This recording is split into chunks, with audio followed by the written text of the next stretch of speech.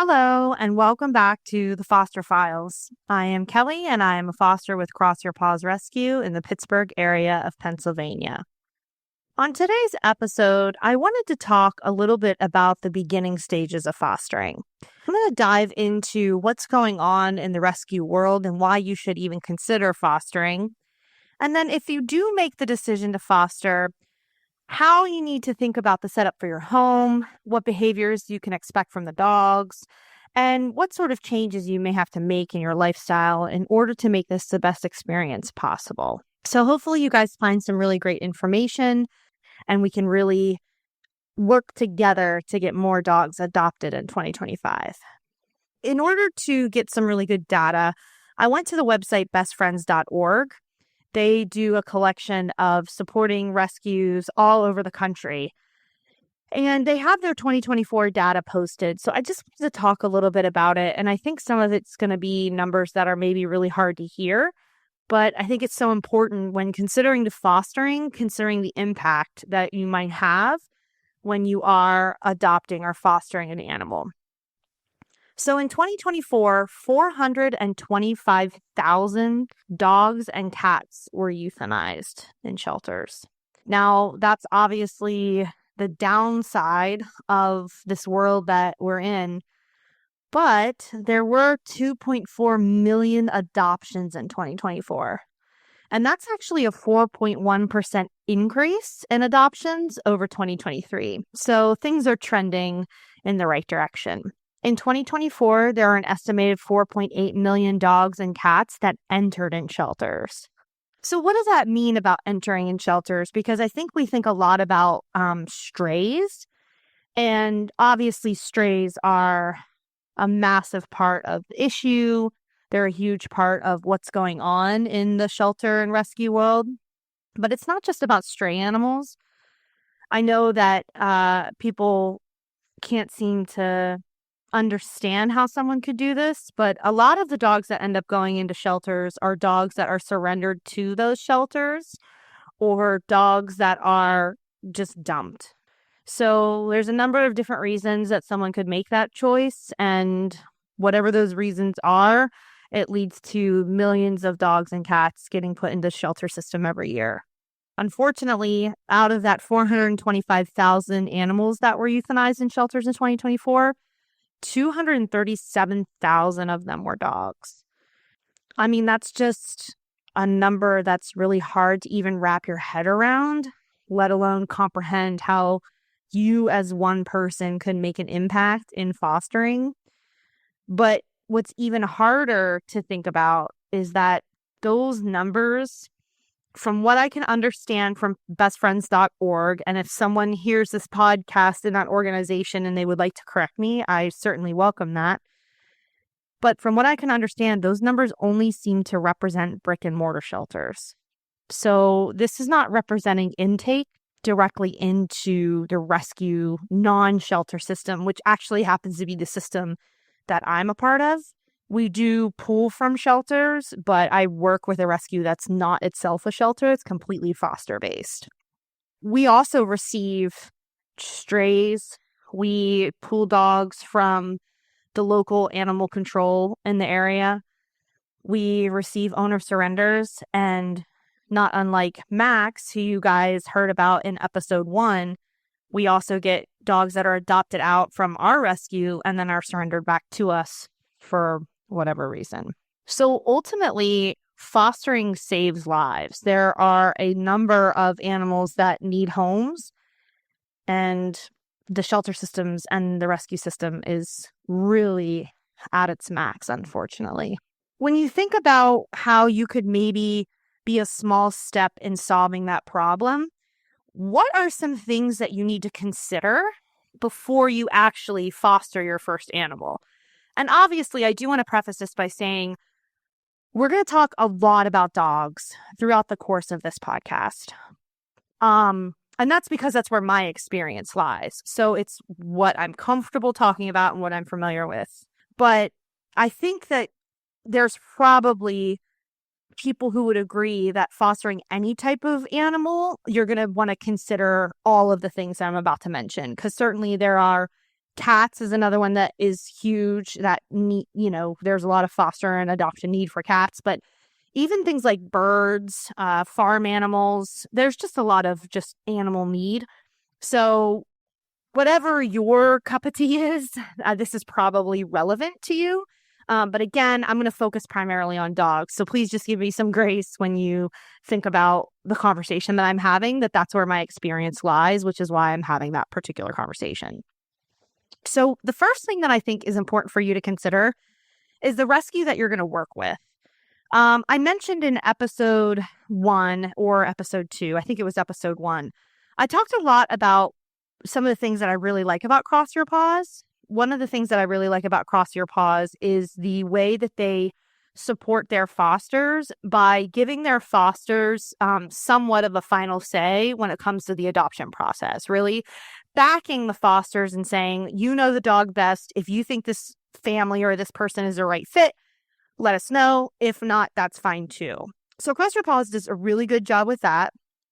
They're active in fundraising, which obviously, if you're going to go down the foster route, one of the biggest benefits of doing it is that you're not going to have to come out of pocket for your expenses. Now, that being said, we absolutely spend some of our own money, and we do it for things like particular food. We might decide we want to feed them, toys, treats, whatever.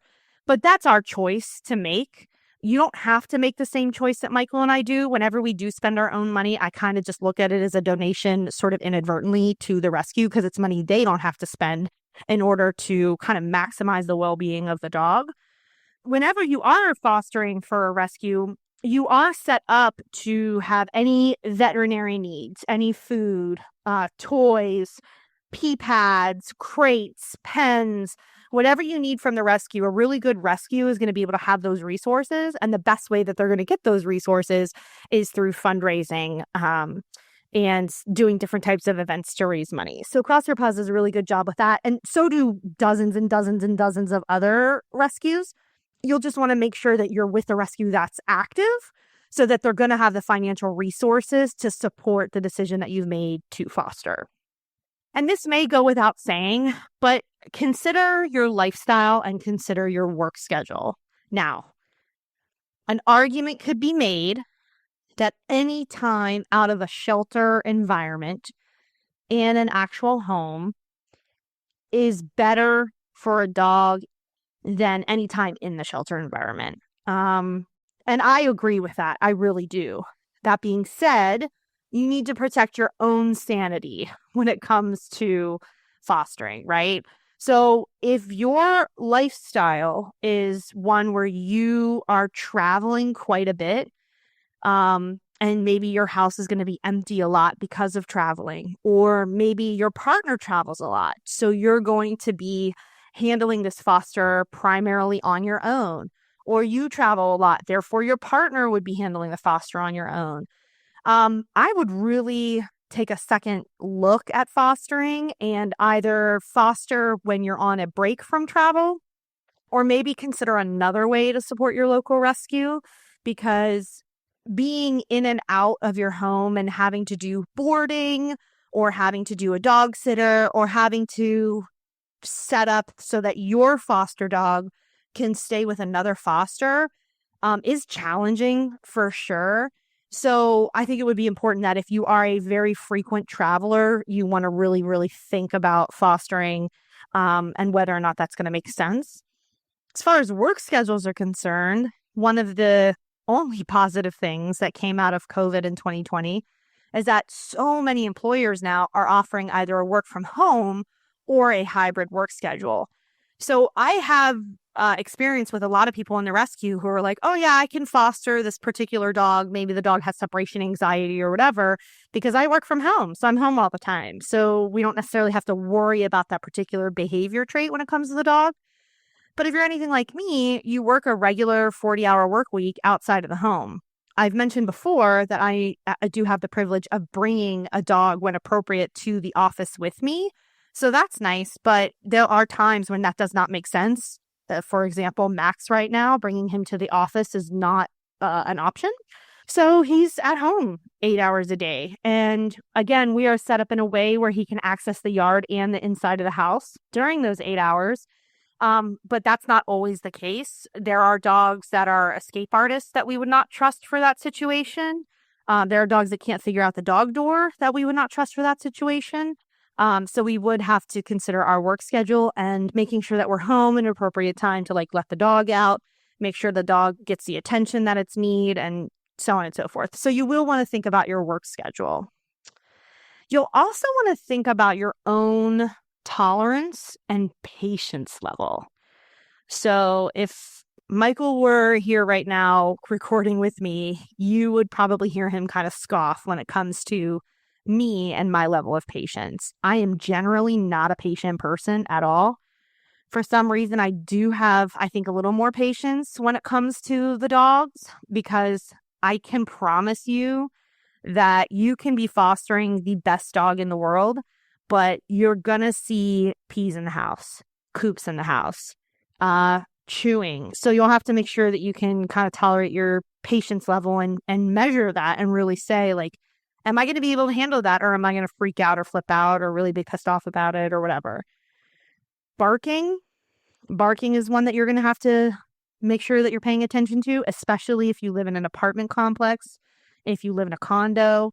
What you don't want, and I think what I'm really trying to get to the core at here, is fostering shouldn't disrupt your life in a way that's not manageable, right?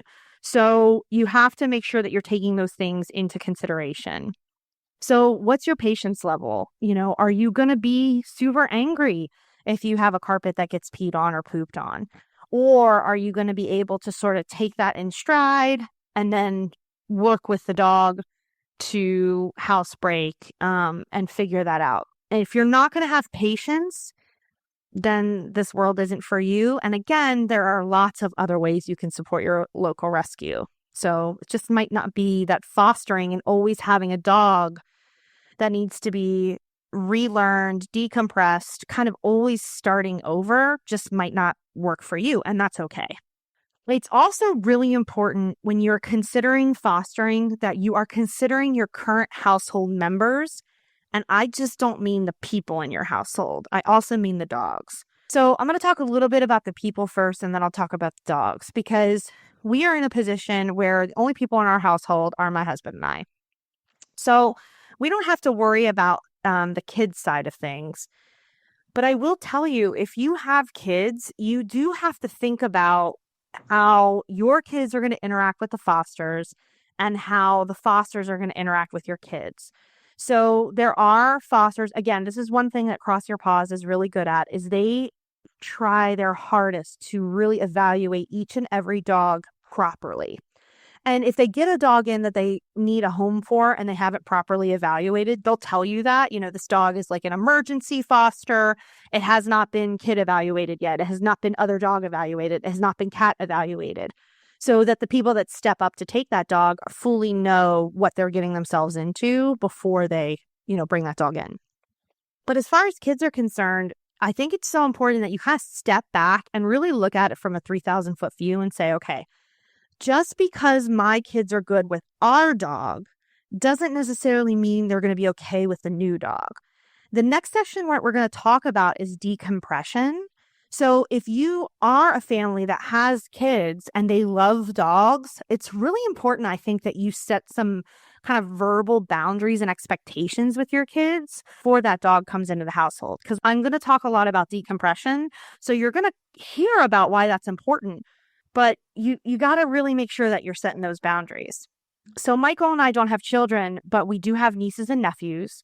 And if we have a foster dog that's going to interact with our nieces or nephews, particularly my one niece who's actually coming this week to spend some time with me, I really do set a really clear boundary with her. Like, hey, let this dog come to you, or I'm going to let you give this dog a bunch of treats before you beat the dog. She always knows, no matter what, not to chase a dog. That's just been something my sister has ingrained in her from day one. So we don't have to worry about that. But we always really set those clear expectations. And I would encourage you that if you do have children, you're doing that before every foster so that it can be the best situation possible. It's a little more difficult to do that when your kids are furry. So just make sure that you're thinking about your particular dog and their behaviors and what their tolerance level is before you're bringing a foster into the house. So in 2022, when we lost Wilson and we lost Shane, prior to losing them, there was no scenario in which fostering would have made sense. Not only did we have 5 existing dogs already, so adding a 6th one was just lunacy, but Shane was obsessed with me. We always used to joke that if he could crawl inside my skin and live there, he would. I mean, that dog was always in my blind spot. He would have followed me into a burning building. So his patience level for other dogs that were trying to get attention from me was pretty low. And I was able to manage it, and he was fine with our dogs. But a new dog coming in all the time who's trying to get attention from me, no bueno. Shane would not have tolerated that well at all. Plus, he was a little shelty, so it would have been easy for him to get run over because he thought he was bigger and more powerful than he was. So Shane was always kind of flirting with his getting his butt kicked. Never could have done with Shane. And then Wilson, he was a big, probably pit bull and plot hound mix. And we used to call him the 95-5 dog because 95% of the time he was like a perfect dog. And then 5% of the time he was a raging jerk. And I'm only saying jerk, so I don't need to put the explicit little check mark on the podcast so you can listen to it with your kids. But he was such an a-hole 5% of the time. He was not food motivated. So if you tried to behavior correct him, and you could have had a juicy T-bone steak and he would have given you the middle finger if he could. So Wilson needed a lot of sort of managing on his own. So bringing a foster again into that situation would not have been great. Plus, he was super arthritic. So he was in pain kind of a lot of the time. And we were giving him carprofen to manage that. But you can only do so much management. And he's going to be defensive of himself. So again, fosters weren't even a thought process. But when they passed away, and we had Denver, Snowy, and Little Girl, it was a lot more of a conversation we could have based on their temperaments. So anyway, so think about your existing dogs. Think about whether or not they're going to tolerate a new animal in the house. Are they going to be overwhelming for that animal? Can your dog self-regulate their own excitement, right? Are they going to be protective of the space? Are they going to be protective of you? I just think it's so important that you don't let your good nature and the good intentions that you have cloud your judgment in making the right decision and choosing the right situation to determine like whether or not fostering makes sense. Once you have a dog in your house, I think this is one of the biggest things that you're going to need to pay attention to is giving the dog the space and the time to decompress. So let's go back to the kid thing. Make sure kids, excited adults, other dogs, give that dog space and time. Just imagine going to a brand new school or a brand new employer and everyone in that place is in your face and they're excited and they're talking to you and maybe they're touching you, maybe they're shoving food in your face and you're literally just trying to figure out where your desk is, where your phone is, right? That is wildly overwhelming. So put yourself in that dog's shoes. If you can find a space in your home where you can allow that dog some quiet, separate time to decompress, that is a really, really good thing. And you should absolutely take advantage of that. Every dog that we get in, we kind of introduce to our dogs a little bit differently, just depending on the impression that we have of that dog. Most of them we don't introduce right away. We take them right into the laundry room where we have a crate set up and we'll have food and we'll have water. And then we kind of just get a feel for how that dog's doing. Like I'll sit on the floor and hang out with them.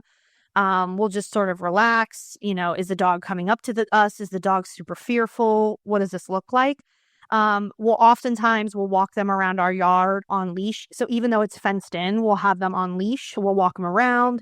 And how are they responding? Are they putting their hocks up at every little sound they hear? Or are they relaxed? Or do they want to play? What does that look like? So give the dog time and space to decompress. Now, here's another thing. Depending on the dog's condition, you may want to bathe them or trim their nails or even cut mats out of their hair. Please be aware that that could be really stressful for the dog when you first get them.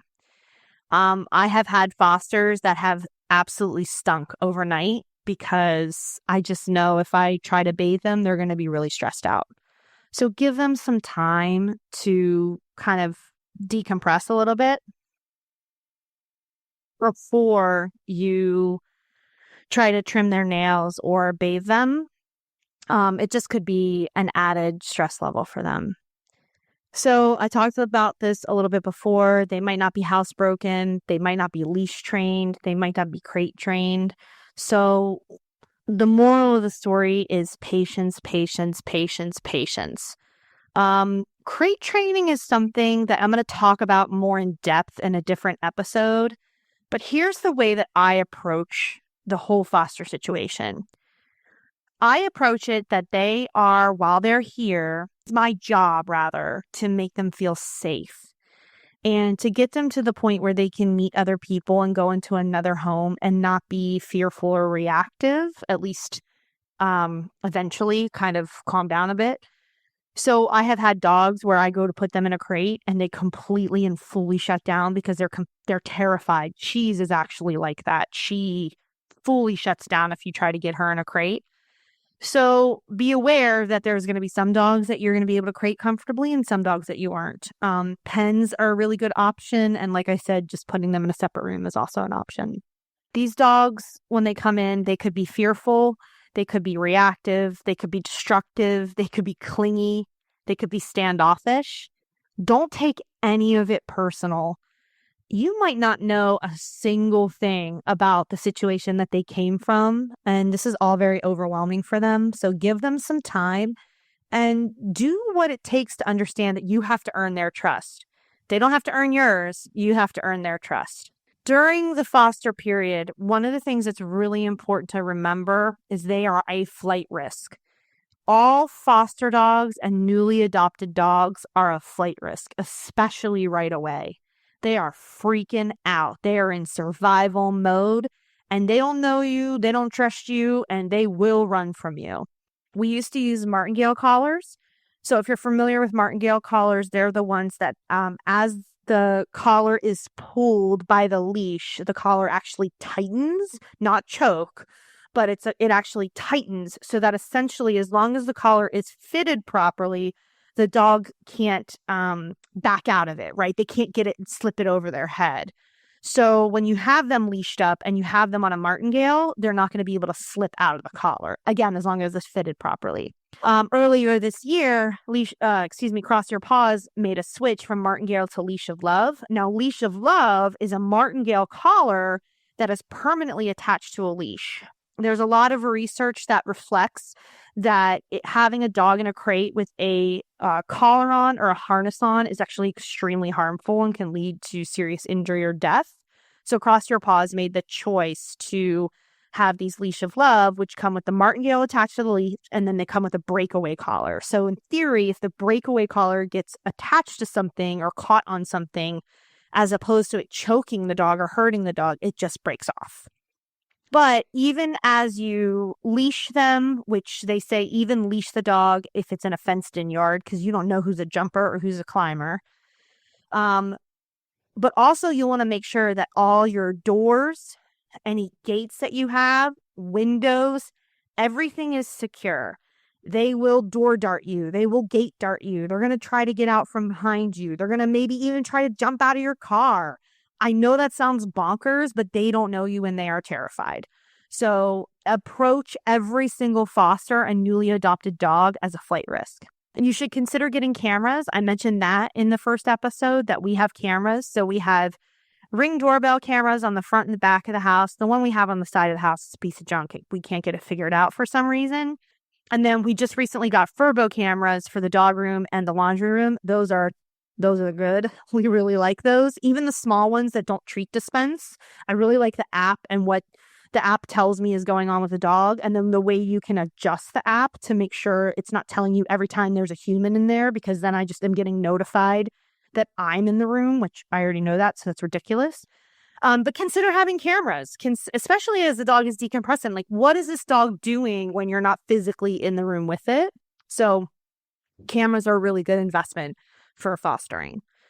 Please understand that these dogs are going to need engagement, socialization, play, exercise, and most of all, they need to feel safe. So let's go back to the patience thing.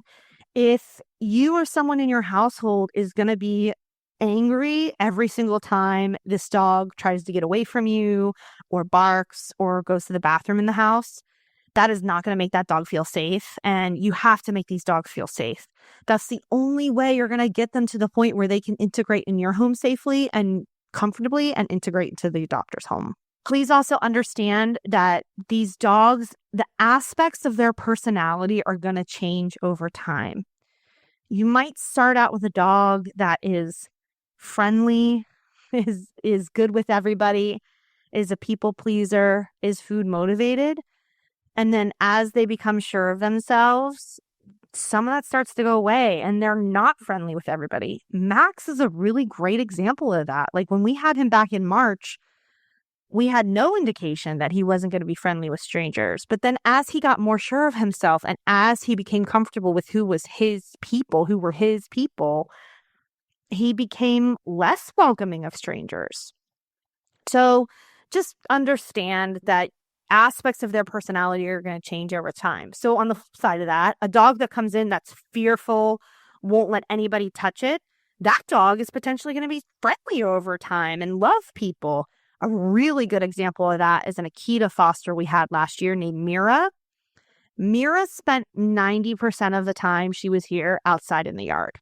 She always needed an escape route and she liked us and she really started to grow to be comfortable with us. She would start to get excited when we were coming home from work, but we had to basically trap her to get her in the house at night. I would have to lure her in and then quick shut the door behind her. Otherwise she was not hanging out in the house. Well, Mira is this amazing example. She ended up, it's such a cool story. She actually ended up, her and her sister, who there were 3 of them in total that were surrendered to the Wolfe County, Kentucky Animal Shelter. Mira and her sister Kova were adopted by the same couple, and they are thriving in their home. When I see social media postings of Mira and Kova, they are the happiest, sweetest dogs. They are able to off-leash walk the girls, which is insane because Mira was so fearful before. So it just goes to show you that over time, their trust in humans can absolutely shift. And then the last thing that I want to talk about when it comes to what to expect and what to consider when fostering is understanding that you do not know how long you're going to have this dog for. You might have them for hours, days, weeks, or even months. And you have to make sure that you're going into this understanding that you do have an unknown timeline. So how do you feel about that? How do you feel about this dog coming into your house and it's there 48 hours? Or how do you feel about having this dog for 6 months? So just please understand you really don't know how long you're going to have that dog. And you really do have to commit to having that dog, hopefully as long as it takes or as short as it takes to get that dog adopted into the right home. And when you think about the longer end of the timeline, can your life allow for that? If this is a long-term foster, is your life going to be able to accommodate that? What are you going to do if you go on vacation? What options does your rescue offer if fostering this dog is not working out? But what options does your rescue have if it's not working out? Are there other fosters that you can communicate with to take this dog in? Do they have boarding options? Boarding is expensive for a rescue, so that should not be, option number 1, but it certainly might need to be an option. And is this rescue gonna expose your dog to make sure that they can get adopted, right? Cross Your Paws, again, does a really good job with that. They have a very active Facebook page, and they use the Pet Established website. So these dogs are searchable. But I've seen other rescues and I've heard of other rescues where a dog is just there for months and months and months because they're not super active on social media. And whether you like social media or whether you hate social media, both opinions are completely valid. You have to respect the absolute fact that it is going to be one of the quickest and most efficient ways to get out information in a broad-reaching way. So love it or hate it, it is what it is. Those are just some of the things that I wanted to talk about, why you should consider fostering. And then what that might look like in especially the beginning stages, because the reality of it is every single dog is going to be different. So I can't possibly sit here and think of every scenario, but having a general idea, might get you to say, okay, well, I do work 8 hours a day, but you know what? I can still do this. I like to go for walks. I want to spend time exercising and socializing a dog, whatever that might look like. The need is huge. And I'm so happy that you're even considering it. If you already are a foster, keep up the amazing work. I might not even know you. I probably don't know you, but you're doing an amazing job and you're making a huge, huge difference. So I want to wrap up today's episode and just talk a little bit about an update on Max. It'll be a brief one. So we had a second training session with Lauren. Oh, and she did allow me to share her business information. So you can find Lauren on Instagram at choose_wisely_dog training. So give her a follow on Instagram. She knows her stuff. But we had a second training session with her and our friend came over, and Max actually did a really good job. I was able to walk him with our friend in sort of like a joint effort. He took treats from him. He did get reactive when our friend leaned over the fence. So he definitely has boundary reactivity that we have to work on with him. But he is getting better. What we're going to do, I mentioned that my niece is coming to spend the week with us. And so on Tuesday of this coming week, which will be well before this podcast comes out, this episode comes out, we're going to take him to a boarding facility. We're going to see if we can have him pass the interview at the boarding facility. And if he can, then he's going to stay there from Tuesday through the weekend. And the reason that we're going to do that is just because the extra steps that we have to take while my niece is in town are not ideal. I mean, we can physically do them, but it's very difficult and it's challenging. Plus, on the bright side, if he does well in boarding, then we get to tell the adopter that he can be boarded, which is a super big plus for them when they think about their own lifestyle. And we can get some tips from people in boarding who know what the heck they're doing about what's going on with him. How did he react to, these people, this situation, these dogs? So I'm really anxious about Tuesday. I'm really hoping that it goes well and they accept him into boarding, because that would really be a step in the right direction for making sure that Max is as adoptable as possible. So that's a little bit of an update. Don't forget to go to Instagram and follow me at the Foster Files Podcast. You can also reach me at email at thefosterfilespodcast@gmail.com. You can browse all of the dogs that Cross Your Paws has to offer at crossyourpaws.com. And yeah, I really appreciate everyone who has listened so far. Thank you so much for your time and have a great day.